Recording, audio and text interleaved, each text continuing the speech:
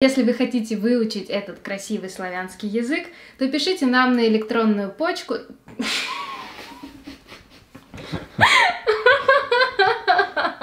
Электронную почту.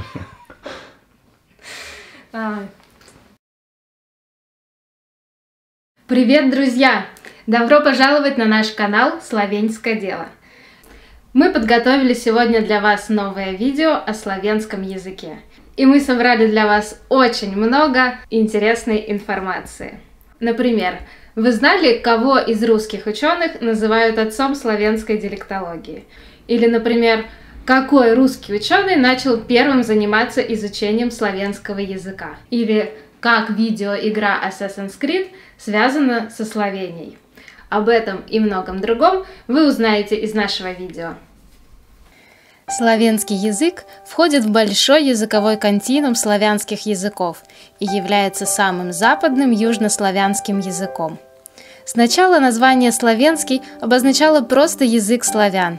Примерно такое же значение оно имело до середины XIX века, и только с этого времени оно обозначает язык именно альпийских славян, то есть словенцев. Сегодня на славянском говорит около 2 миллионов словенцев, большинство из которых живет в Словении, а также автохтонные словенцы, живущие на территории Восточной Италии, Южной Австрии и Западной Венгрии.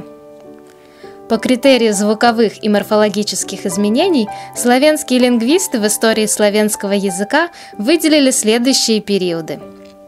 Период праславянских диалектов – от 550 до 750 года после Рождества Христова. Период альпийско-славянского языка – от 750 до 900 года после Рождества Христова. Период альпийско-славянского языка – от 901 до 1100 года после Рождества Христова.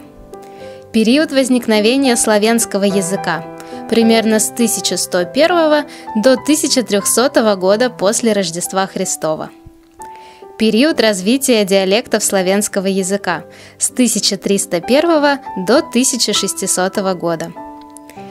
Период образования современного славянского языка с 17 века до 1850 года. Период современного славянского языка с 1850 года до настоящего времени. Давайте рассмотрим их подробнее. Период праславянских диалектов. Славянский язык образовался на основе двух праславянских наречий – южного и северного. Черты их сохранились до сих пор, а граница между ними проходит примерно вот тут. Муж, муж, конт, кот. Паянк, паяк, модлити, молити, шидло, шило, вибрати, избрати, вигнати, изгнати. Кстати, на этих диалектах говорили в первом из известных в истории славянских государств, то есть в княжестве Сама в VII веке. И еще, если вам скажут, что носовые гласные сохранились только в польском, не верьте. Они также сохранились в славянском подюнском наречии, вот тут. Таким образом, можно сказать, что славянский язык занимает промежуточное положение между южными и западными славянскими языками. Период альпийско-славянского языка.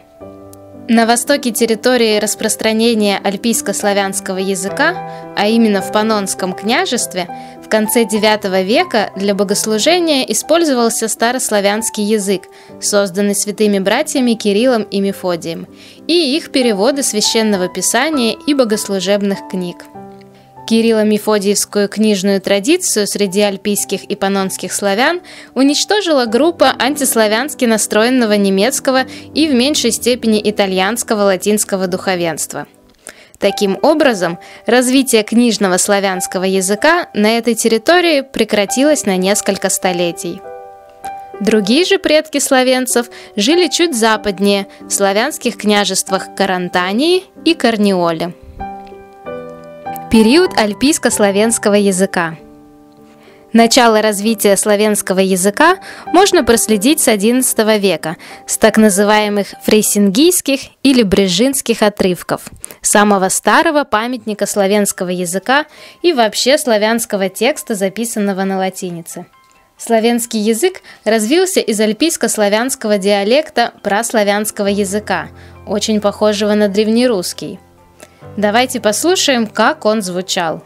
Ете би деdo наш не согрешил, те во веки ему бежити, старости не приемлянти, николи еже печали не имej, ни слез на телесе имонти, но во веки ему бежити. Понеже завистьон by неприязнином вигнан от славы Божьей, потом на народ человеческий страсти и печали пойдон, и немоти, и по сем ренду смрт. Ipak i bratria, pomieniemo sen, da i sinove Boži narečemo sen. Потому останемо сих мирских дел, еже съм дела сатонина, еже требом творим, братра оклеветам, еже татва, еже разбой, еже пълти угоение, еже роти, коих уже не пасем, но ен престъпам, еже ненавист. Ничего же тех дел мрежение пред Божима очима. Можете потому, синci, vidjeti i sami razumjeti, ježe bješen prvje človjeci u lica tacije, akože i my jesem. Tere djela неприязнина возненавидяшен, а Божья взлюбишен. Насколько вам понятен этот язык? Как вам кажется, похож ли он на русский? Или, может быть, на другие славянские языки? Напишите свои впечатления в комментариях. Период возникновения славянского языка. С периода возникновения славянского языка, то есть XII-XIV веков, сохранилось очень мало источников. В это время территория нынешней Словении почти полностью входила в состав австрийского герцогства Священной Римской империи, а самая восточная часть нынешней Словении, Прекмурье, входила в состав Венгерского королевства. Вся элита тогда использовала латинский и немецкий языки, а немецкое дворянство на территории Словении уже вытеснило коренное славянское на славянском языке говорящее дворянство. Также с этих времен в славянском языке начало появляться все больше и больше заимствований из немецкого языка. Один из сохранившихся источников этого периода, сборник стихов «Frauendienst» немецкого поэта Ульриха фон Лихтенштейна, содержит следующие слова на славянском языке. «Бук вас прими, кральва Венус». В переводе на русский «Пусть вас встретит Бог, королева Венера». С этих пор уже можно говорить о славянском как о самостоятельном языке. Период развития славянских диалектов. С этого периода сохранилось несколько источников. Целовшки али ратешки рукопис, стишки рукопис, краинский рукопис, видомский рукопис, шкофелошки рукопис, старогорский рукопис, чернейский али чедатский рукопис, ингорские буквы. Послушайте, как тогда звучал славянский в одном из них. Яст верую в Бога, Отцу всемогучего, Stvarnika nebes in v zemlje, in v Ježuša Kristuša, njega Sinu edinega, našega Gospodi, kjer je počet od Svetega Duha. К 1350 году образовались почти все славянские группы диалектов. Гореньская, Доленьская, Южноштирийская, Северноштирийская, Панонская, Апсошко-Идрийская, Венецийско-Карнская, Карентийская. XVI век является ключевым для развития славянского литературного языка. В это время впервые были напечатаны первые слова на славянском языке. Да-да, именно слова, а не книги. Книги тогда печатали в основном на латинском и немецком языках. И в одной из таких книг встречаются слова песни славянских повстанцев «Стара правда, леукуп вога гмайна». В переводе на русский «Старые права, собирайся, бедный народ». Если вам интересно, кем были эти повстанцы, напишите в комментариях, и мы запишем о них видео. В первой половине XVI века при московском великом князе Василии III Ивановиче послом Габсбургской монархии был Сигизмунд фон Герберштейн. Он был немцем, живущим в славяноязычной среде. Территория Словении в это время входила в состав Габсбургской монархии, и почти вся элита была немецкой. После возвращения из Московского княжества Герберштейн написал знаменитый труд «De rerum Moscoviticarum Commentarii». О тогдашнем сходстве славянского языка с русским он пишет следующее. Славянский язык, ныне искаженно именуемый склавонским, распространен весьма широко. На нем говорят далматинцы, босняки, хорваты, истрицы и далее вдоль Адриатического моря до Фриуля, карны, которых венецианцы называют карсами, а также жители Краины, каринтийцы до самой реки Дравы, затем штирийцы в 4 милях ниже Граца, вдоль Мура до Дуная и далее по Драве и Саве, мизийцы, сербы, болгары и другие, живущие до самого Константинополя. Кроме них чехи, лужичане, селезцы, моравы и обитатели берегов реки Вага в Венгерском королевстве. А еще поляки и русские, властвующие над обширными территориями, и черкесы-пятигорцы у Понта, и, наконец, остатки вандалов, живущие кое-где на севере Германии за Эльбой. Все они причисляют себя к славянам, хотя немцы, пользуясь именем одних только вандалов, называют всех говорящих по-славянски одинаково – вендами, виндами или виндскими народами. В 1550 году Примаш Трубар, один из великих приверженцев идеи сближения славян и славянский протестантский реформатор, издал книги «Абецедник» и «Катехизм». И это были первые книги на славянском языке. Таким образом, он положил начало славянскому книжному языку. В его книгах под этнонимом «славенцы» имеются в виду все славяне, а не только словенцы.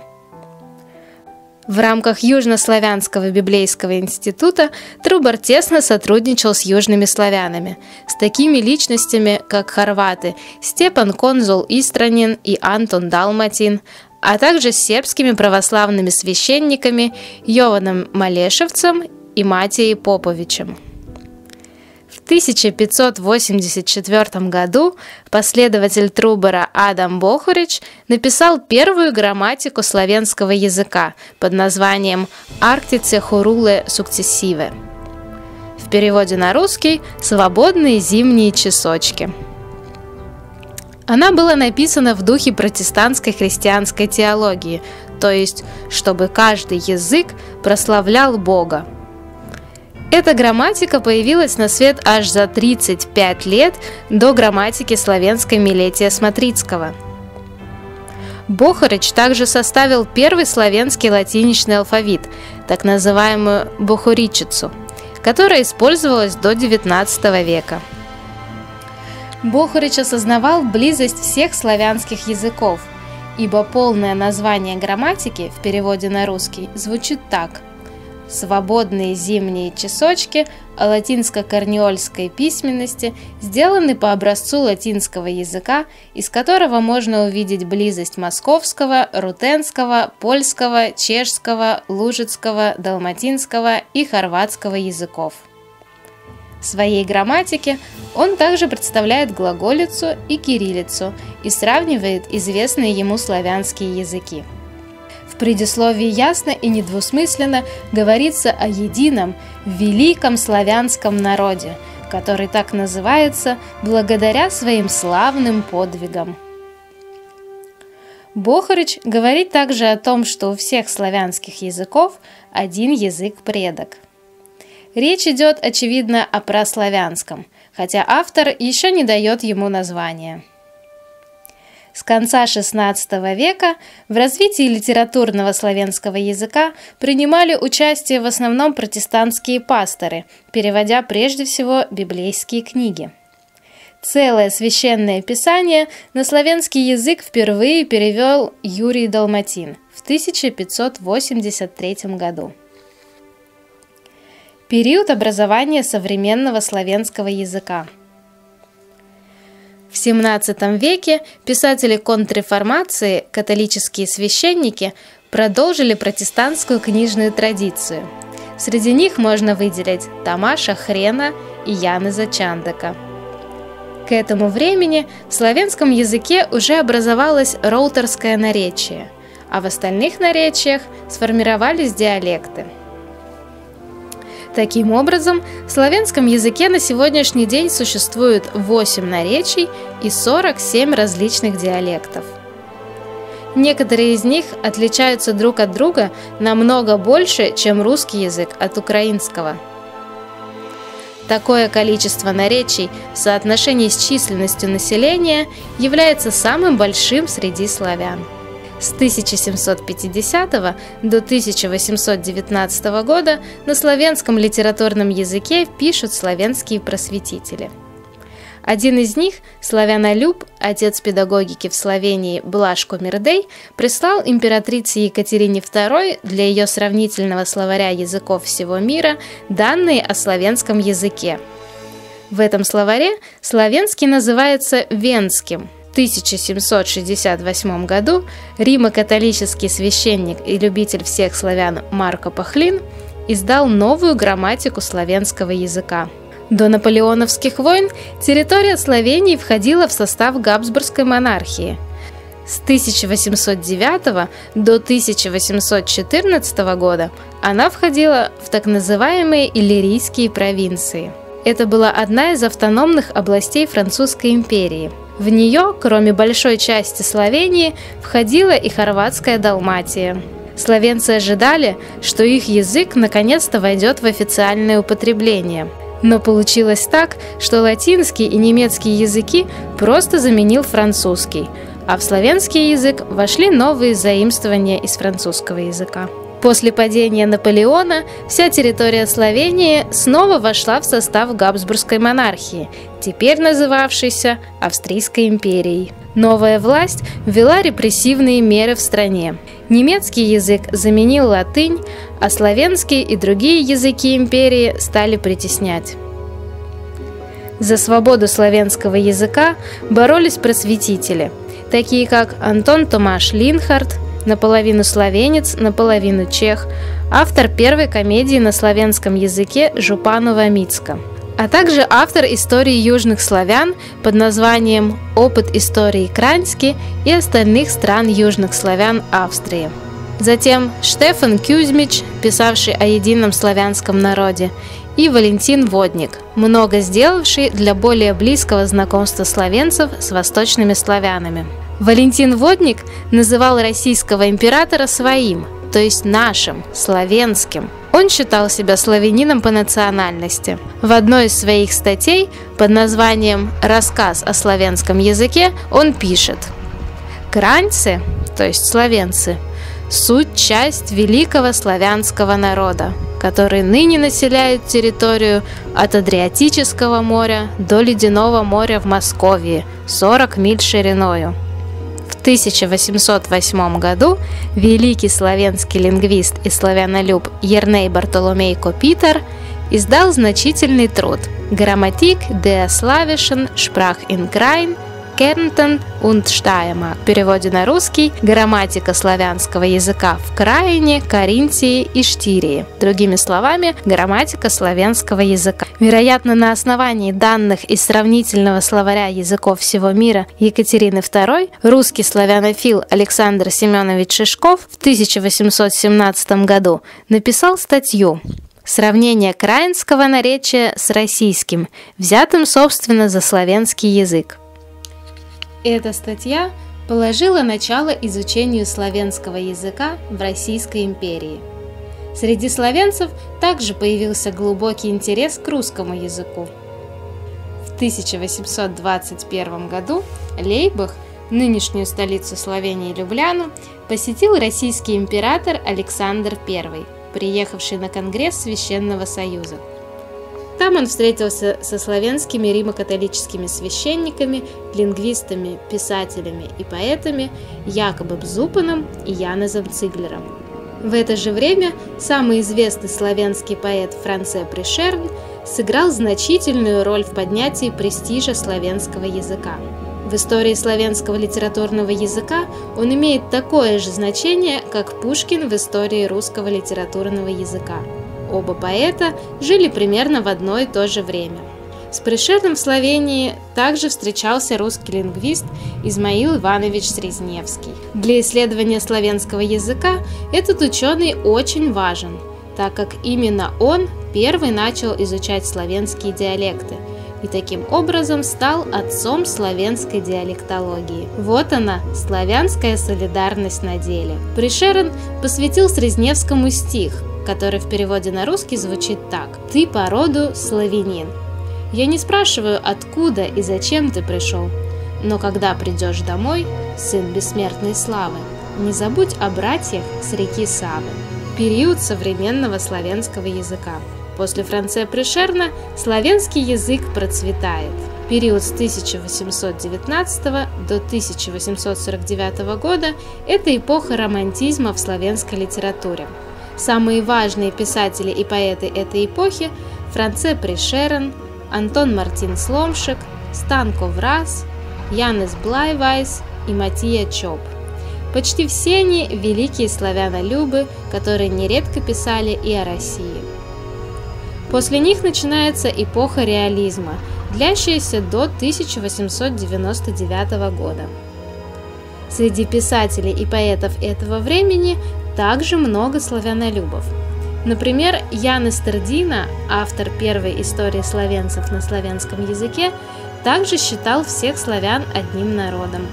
Затем Фран Леустик, Йосипина Турнограйска, Симон Йенко, Симон Григорчич, Иван Таучар, Антон Ашкерц и другие. Далее следует эпоха модернизма, длящаяся до конца Первой мировой войны. И в эту эпоху многие славянские писатели и поэты также были славянолюбами. Это были Йосип Мурн Александров, Отон Жупанчич, а также величайший славянский писатель Иван Цанкар, занимающий в славянской литературе такое же место, как Толстой или Достоевский в русской.